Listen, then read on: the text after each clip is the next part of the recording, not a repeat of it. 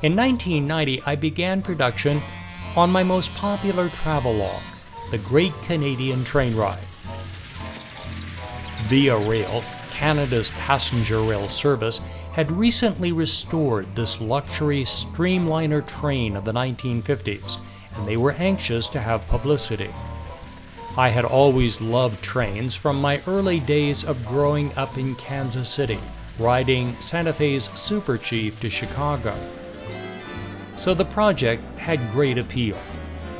I thought people would be interested in the film, but I was surprised by the response. The large auditorium travelogue lecture series were still operating in the early 1990s, and I had my biggest crowds for this program. And they were the early days of home video. I was one of the first people to release travel films on home video, and The Great Canadian Train Ride ultimately sold over 1 million copies. Via Rail allowed me to ride in the locomotive of the Canadian, and I was also given access to the galleys, the dining cars, and the sleepers. I spent a total of 6 weeks making the trip across Canada, stopping in Winnipeg, Saskatoon, Edmonton, Jasper, Kelowna, and Vancouver.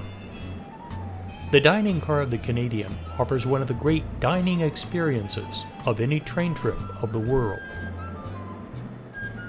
The Canadian today travels on the northern route of the Canadian National, stopping in Jasper National Park. The mountain scenery is stunning. There is no better way to see Canada than traveling coast to coast on the train. The making of The Great Canadian Train Ride was one of my very best filming experiences.